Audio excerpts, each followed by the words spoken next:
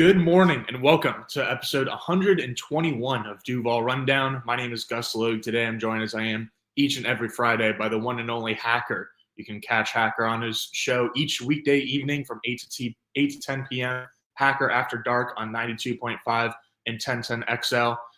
This will be a little bit of a short and sweet episode, at least relative to most Duval Rundowns, partly because I've got a bug exterminator coming probably any moment. You'd think that my dog Ketchup would be able to take care of all the caterpillars running around the ground.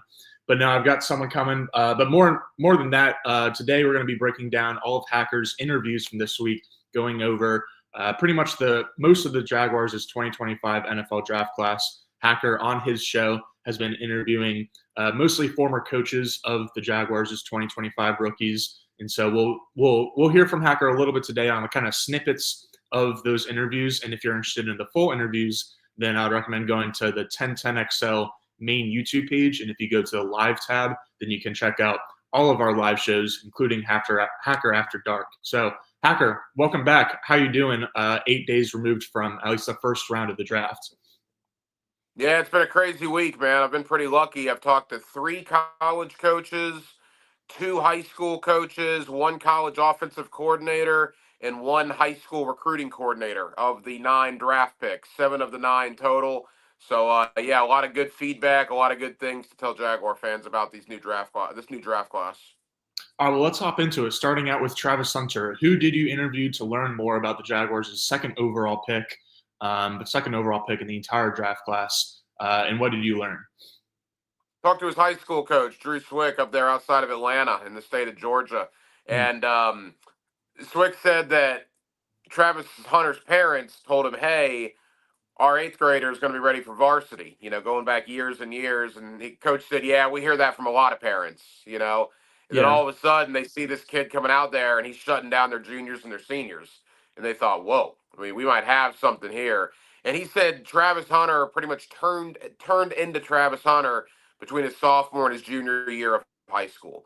That's where he took a big step up. He actually played safety a lot in high school, was all over the field, had a broken ankle in 2021 where he was supposed to miss 8 weeks. I think he came back in like 5 weeks because he wanted to play in the semifinals of the state playoffs. So that goes to show you the dedication Travis Hunter has to the game, even as far back as being 16 and 17 years old. Absolutely. So do you think like the way that Travis Hunter became Travis Hunter was like through dedication, like him really honing into his craft as opposed to him just like hitting like a growth spurt or something, or like really coming into his own and like the start of his athletic prime?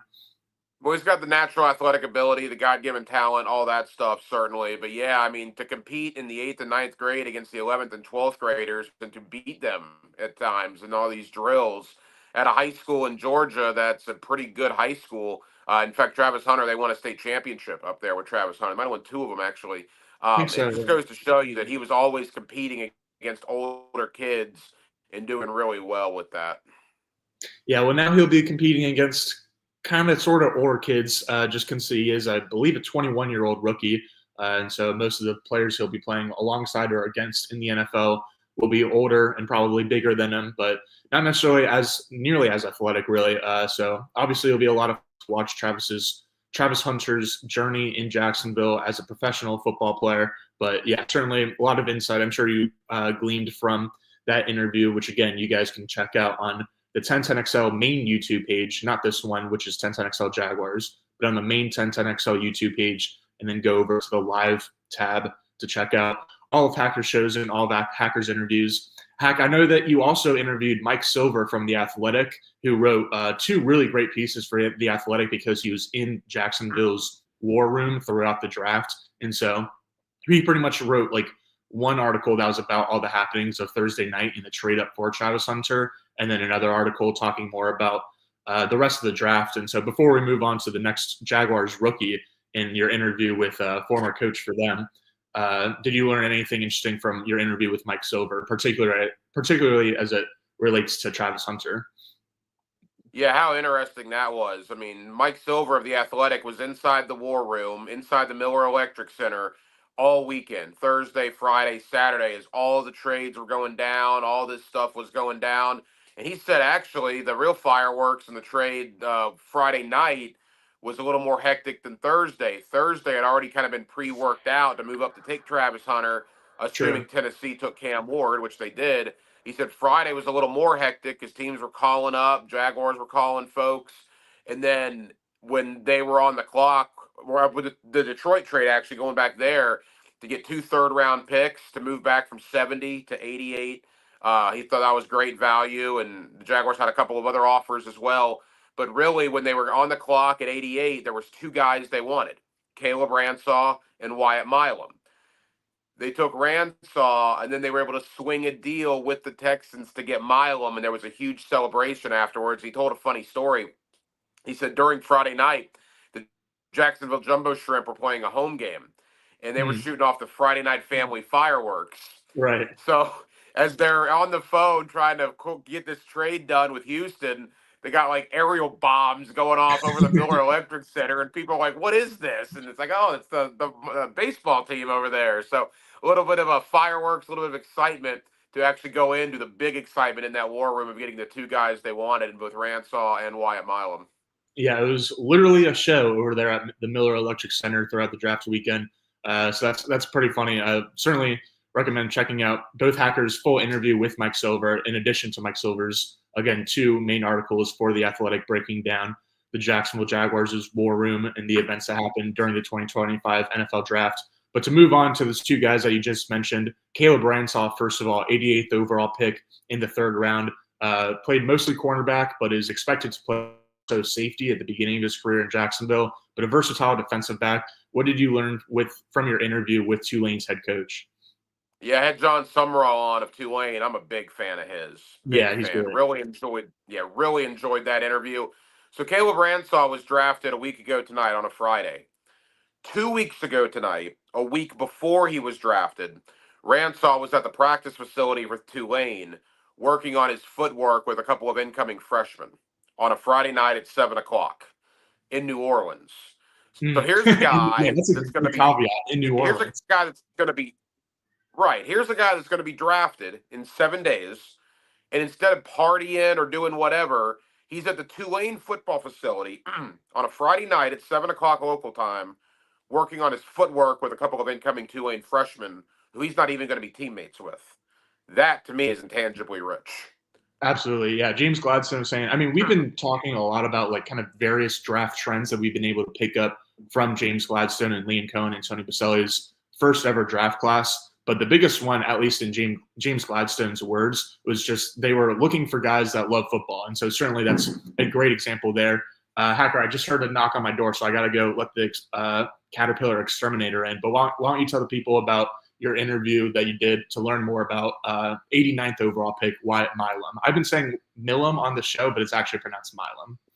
Yeah, Gus, go take care of the exterminator and help him out. Yeah, so Wyatt Milum, the 3rd-round pick from West Virginia, like Gus said, 89th overall. So I got a hold of his high school coach, Coach Brad Dingus, up there in the state of West Virginia. And Coach told me a couple of great stories about Wyatt. He was actually at Wyatt's house when he got the call from the Jacksonville Jaguars, which was pretty cool. But more so than that, if you remember the movie The Blind Side with Michael Oher, the Sandra Bullock movie, right? I know it's kind of been debunked a little bit, some of that stuff, but or not, in the movie, Michael Oher gets called for excessive blocking in the movie The Blind Side. One of the best scenes of the movie, he takes the defensive end, just runs him into the stands. I thought that was a Hollywood thing. No, Coach Brad Dingus said that happened to Wyatt Milum on a handful of occasions. He literally got called for a 15-yard penalty for excessive blocking, for taking a couple of defensive ends and basically pancaking them on the sideline. Didn't do anything illegal. They couldn't call unnecessary roughness. He just picked him up and power bombed him on the sideline after the whistle. So that's the kind of guy Wyatt Milum is. He takes pride in protecting his quarterback. He's got a nasty streak to him, and so if you ever wonder if excessive blocking is a real penalty and not just in that movie, no, it is, because Wyatt Milum picked a couple of them up. That's a great story. Appreciate it. Yeah. You can like literally imagine in The Blind Side, just like Michael Oher driving the guy back. I think it was like over the fence during that high school game. And so it's definitely fun to kind of like put that imagery in your head of the Jaguars' new offensive lineman. Not the only offensive lineman that they drafted, obviously, but they did get Jonah Meinheim in the 6th round, but they're only significant investment, I guess, in the draft. Certainly that's what you want to expect. And another story that I think goes along with James Gladstone's words of guys who love football. And so let's move on to the 4th round. At 104th overall, the Jaguars took Byshul Tootin, the running back out of Virginia Tech. What did you learn about Tootin from this week in your interviews? Yeah, I had Brent Pry, the head coach of Virginia Tech, on to talk about Tootin. Tootin was a transfer in, I believe, North Carolina A&T was where he started his college career. Brent Pry loves Tootin, loves him. Talk about a guy that loves football. That's another one. And Tootin, 2,500 yards, I believe, at Virginia Tech in a couple of years. I mean, the guy scored what did he score? 16 touchdowns this past year. I mean, he's a Yeah, I think he really, had really 42 good total over the football past few player. years. Yeah, craziness. Crazy amount of touchdowns for Byshul Tootin. And look, I think one of the things that I learned, not so much from Brent Pry, but from draft analysts, there's one concern with him, and it was the same concern Bigsby had coming out of Auburn. There are fumbling issues, I'll say. He's put the ball on the ground a couple of times. Those followed Tank to the NFL. Now, Tank's cleaned them up a little bit, but you always don't like to hear fumbling problems with a running back. So, assuming that doesn't happen, I think the Jaguars got a pretty good one in round 4, and another one, according to Brent Pry. This is a football junkie, absolutely loves it. So, by far and away, was the most explosive guy on the Virginia Tech football team last year. Yeah, I mean, Tootin's actually interview with local media immediately following his selection. It was just the local media call that you can find on the Jaguars' YouTube page. It was funny, Tootin kind of understandably bragging, kind of boasting about his speed and how he was the fastest guy at his program and how he's sure he'll be the fastest guy on the Jaguars. I guess we'll see. I mean, Brian Thomas, he did run his 40-yard dash was, I think, a tenth of a second faster than Brian Thomas's. I believe Travis Hunter didn't do. Actually, I think he might have done the 40 at his pro day at Colorado, because I know he didn't do any drills at the NFL Combine. But yeah, Tootin certainly is up there in terms of one of the most explosive athletes on the Jaguars, even among their skill position group. So it'll be a lot of fun to see the impacts that he can have, especially in year one, obviously in 2025. 3 picks later, the Jaguars took Jack Kaiser, linebacker out of Notre Dame. We can skip over this one because I know that you said you've been trying to get some guys on, specifically Marcus Freeman, the head coach of Notre Dame, to try to talk a little bit about Jack Kaiser. And since he's been in college for 6 years now, or was in college for 6 years, it's been a little bit of time since he was in high school. And so I get that you might not be going back to those ranks, but it looks like I just lost Hacker for a second. Some in the comments said, "What up, Marcus Stroud? What's up, man?" Or woman, or they. Yeah. A lot of people showing appreciation for Hacker's interviews. Dell said the Milm interview was a good one. Michael had a nice comment. Hacker, been enjoying the interviews that you've been getting. So yeah, again, if you want to check out all of Hacker's interviews, make sure to go to the 1010XL Jaguars YouTube page and then go to the live tab. Just the 1010XL main YouTube page and then go to the live tab. Others, Hacker. All right, Hack. What's up? Yeah, I don't know, man. Maybe one of your caterpillars crawled into my internet feed. I'm not exactly sure what's going on. It was the caterpillars for sure. All right, so we're moving past Jack Kaiser and moving on to their next pick, 6th round, Jalen McLeod out of Auburn. You talked to someone in Auburn recruiting for this guy, right? What did you learn about Jalen McLeod? Yeah, Brent Bedsole is the NFL liaison for Auburn football. He's also the director of high school relations and the transfer portal. And McLeod was a transfer portal guy. Spent a couple of years at App State. Then he went to Auburn. Again, even it's funny, and you know a lot of these people inside the business. Even the SID for Auburn that I talked to, the sports information director that's in charge of football, she loves Jalen McLeod. She made a point to tell me what a great young man he is. He's salt of the earth type deal. And one of the things about him is, look, 8 sacks in the Southeastern Conference is no joke. 13 and a half sacks in 2 years at Auburn is no joke. So all of a sudden, we talk about no edge depth, and then you sign Emmanuel Ogbah, you draft Jalen McLeod. We'll see about Miles Cole. All of a sudden now, Gus, maybe they have a little depth at the edge here in Jacksonville. Yeah, especially with that Ogbah signing, pretty much immediately following the draft. I think I think it was announced on Sunday, so like the day after day 3 ended of the 2025 draft. And so yeah, I know Mia was saying on yesterday's show, episode 120, that like if the Jaguars had ended up signing or drafting an edge rusher in the second round and signing Emmanuel Ogba, then like all of a sudden the Jacksonville's edge depth is like looking not only not bad, but actually like pretty.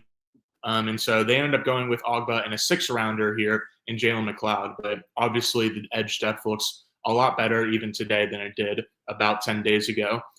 The next guy that we're going to talk about, 6th-round pick again, Rayon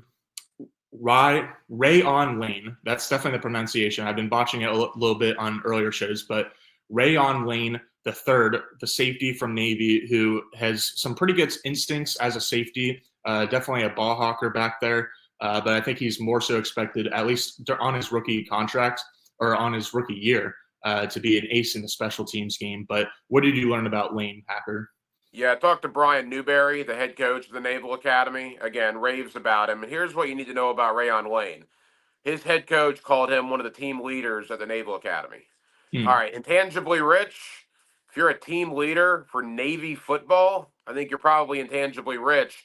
And in talking to draft analysts, Gus, about him, it was interesting. Being a Navy is obviously an incredible honor, but it kind of works against draft prospects a little bit. Some teams are kind of, I won't say scared off, but there are obviously requirements being in the military. And I had a couple of people tell me that if Lane was at like a Power 4 or Power 5 program, he might have been a 4th or 5th round pick. He fell at around 6 because some teams have had issues in the past with the military academies and can they get them right away? And there's a lot of different variables there. But the bottom line, as far as the football player goes, it appears the Jaguars got a pretty good one. And when his head coach called him a team leader of the Naval Academy, again, if you want to follow this moniker of does he love football, intangibly rich, into the ecosystem, and all that stuff James Gladstone's talked about, I don't know if you can get any more than that than being a team leader at Navy. Absolutely. Yeah. I mean, the assumption I think would be that like pretty much everyone enrolled at Navy is intangibly rich. So to be like the leader among all those people, yeah, that certainly stands out. Absolutely. The Jaguars' next pick was in the 7th round. Jonah Monheim, offensive lineman from USC. Monheim and Kaiser are the only 2 guys in the draft class that Hacker has not gotten interviews about, but still 7 out of the 9 draftees from 2025 in just four shows so far. Pretty impressive work. And so let's move on to the last pick of the Jaguars' draft, LaQuint Allen Jr., the running back from Syracuse. I saw on his like local media call on Zoom immediately following when he was drafted. It wasn't even like the local media Zoom. It was when the team called him up and said, "Hey, LaQuint, like, are you ready to be a Jaguar?" Yada yada yada. And he said, he was like, "Coach, can I get the playbook?" And so that was a pretty funny moment and certainly a cool moment. Again, as we're talking about just guys who love football. But what were you able to learn from your interview about LaQuint Allen, the Syracuse running back? Yeah, I had Jeff Nixon, who's the offensive coordinator for Syracuse and actually the running backs coach for Syracuse, and he loves him. Interesting subplot. Jeff Nixon coached with Grant Udinski at Baylor. All right, so you see how these things kind of work themselves out a little bit. Udinski's got a relationship with LaQuint Allen's offensive coordinator, and all of a sudden LaQuint Allen is drafted by the Jacksonville Jaguars. Same thing with John Summerall at Tulane. Summerall had a relationship with Liam Cohen. Liam Cohen actually bought Summerall's house when they were both at Kentucky. Summerall left for Troy. Cohen went to Lexington. Summerall was leaving. Cohen was coming in, so Cohen bought Summerall's house. So they have a relationship. And the Jaguars draft Caleb Ransaw. So it's all about people you know, connections that you have. And when it comes to LaQuint Allen, I mean, the dude caught 64 passes out of the backfield last year. Yeah. I mean, let that sink in for a moment. 64 receptions out of the backfield last year. Coach also singled out his blitz pickup is very, very good, which obviously you need to have stuff like that for a 7th round pick. I'm interested. They took 2 running backs. That's a little odd, I suppose, but I guess the value was just too good to pass up when a guy like Quinn Allen was sitting there in round 7. Yeah, and like when we've talked about like the depth rotation sometimes and how you want like some different bodies and some different archetypes in that room. Like you certainly want some like pile pushers and chaos creators, but then you also like the idea of having like maybe a designated pass rusher type who's just converting speed to more speed and is really just flying off the snap from like a wide 9 alignment, kind of like past the tight end on the line of scrimmage. But it's kind of like the same way in the running back room too, even like the receiver room. You can say this for a lot of different position groups, but it's nice to have different body types and just different types of players in that room. And so like they've got, I think, a really exciting change of pace back in Beischel too. And I think that his size is like not prohibiting, but like because of his size, like he's not necessarily going to like turn into a workhorse or anything. But not that the Jaguars were expecting that or wanting that. And I think they certainly know that the best way to go about creating a backfield is by creating a committee approach. Like because pretty much every team in the league is doing that, unless you have a guy like Saquon Barkley or Derrick Henry or something. And so maybe that would have been the approach if the Jags had gotten Ashton Genty. But since they got Tootin, I think he's like a really good change of pace back who can get like 10 to 12 carries or touches a game and be really efficient with those. And then I think that LeQuint, as you were kind of highlighting, his third down value, both as a pass blocker and as a pass catcher, should be pretty through the roof, at least relative to like the rest of the guys on the roster. I think that Tootin also has some pretty good pass blocking chops. But yeah, I'm really excited to see LeQuint Allen's value on third down specifically, or just in passing down situations. My guy Vaughn in the comments said, look, he thinks LeQuint can have a Le'Veon Bell type of impact in the passing game. That's a little bit rich for me because Le'Veon Bell was like one of the best receiving backs, one of the best running backs straight up in the league for a handful of years. But I've been saying like Rachaad White's role last year in Tampa Bay, where Liam Cohen is obviously from, is kind of what I'm expecting or projecting for LeQuint Allen in as early as year one. Well, and the Jaguars, we're talking about finding guys that can score touchdowns. If you take Tootin and Allen, combine them, they scored 37 touchdowns in 2024. Yeah, 37. So that's a lot of touchdowns. That's a lot of spikes in the end zone. I think that Allen ranks fifth in school history, in Syracuse history, in touchdowns, or at least rushing touchdowns. And then Tootin also ranks ninth in Virginia Tech history, but that's even more impressive considering that Tootin only spent 2 years at Virginia Tech. And so actually, one more, a little bit random question, but I know you also had John Ledyard on your show, who's a former guest on this show as well, but love John and the work that he does. He breaks down kind of the NFL draft, and the Steelers and the Buccaneers are kind of like his main coverage points. But I had him on earlier in the offseason to talk about Liam Cohen and kind of like what we can expect since he does cover the Buccaneers. And so I'm just curious, like what you had him on to talk about, and if you learned anything specific that was interesting from John. Yeah, it was all Jaguar draft all the time this week, and I asked him about Travis Hunter and the trade, and he had very little issue with the Jaguars trading up. He liked it. A couple of guys that he thought might have been overdrafted a tad, but he certainly loved what the Jaguars did. And I don't. And John was on my side of this. I don't get the narrative that the Jaguars massively overpaid Cleveland. I mean, look, this is how I said it last night. That most of that trade's in the hay is in the barn, right? I mean, the Browns used their picks on Mason Graham, Quinshon Judkins, and Dylan Sampson. The Jaguars used their picks on Travis Hunter, Bushell Tootin, and Rayon Lane. And then we got to wait to see who the first rounder is next year for Cleveland. If the Jaguars are terrible and that pick is in the top 12 next year, the Browns win the trade. I think if it's pick 13 through 19, might be a wash. And I think if that pick's in the 20s, the Jaguars win the trade. So we'll just have to wait and see what ultimately happens and how the Jaguars do. But this narrative that the Jaguars just gave away too much. I mean, if I tell you before the draft, you can have Mason Graham and Quinshon Judkins, or you can have Travis Hunter, I get the feeling most Jaguar fans would have said, I'll take Travis Hunter. Yeah, I think it's pretty easy to like look down on the trade kind of as it happens, because like in the moment, like it's just a lot of draft capital, and like that draft capital could be anything. Like it's just like made up almost. It's like whatever that line is from Wolf of Wall Street, where Matthew McConaughey is saying like it's Fugazi, it's made up, it doesn't exist. Like the future draft capital is like it can be whatever you want it to be. Like it certainly is valuable, but part of its value is that like it hasn't been turned into like true assets, i.e. a rookie player yet. And so like once you do end up looking at the rookie players, then it like I think it does look a little bit better for the Jaguars. But I also keep going back to the Texans trade in I believe 2022, or I think 2023, when they traded up, they took CJ Stroud second overall, and then they traded up to the third overall pick to also secure Will Anderson. And that was, I think, a pretty similar deal I think the Jaguars might have given up slightly more draft capital, but essentially it was like 2 first-rounders and change for both Will Anderson and Travis Hunter. And I remember at the time, everyone was like mocking the Texans and saying like, what are these guys doing? Like, this is like a team that had the 2nd overall pick. So it's like not like they're really close to contention or anything like that. And like trading up all those assets for a non-quarterback, again, is like generally looked down upon. But I don't think you could find anyone in the league or covering the league or a fan of the league that would say that the Texans made a bad choice by trading those assets for Will Anderson, who's now as much of a pillar and a cornerstone on the defensive side of the ball in Houston as CJ Stroud is on the offensive side of the ball. And the Jaguars might have just gotten a pillar on the offensive and the defensive side of the ball in just one move. And so, yeah, it'll be obviously a lot of fun to not just track how Travis Hunter does himself in the NFL, but kind of just the implications of the trade, especially as it relates to next year.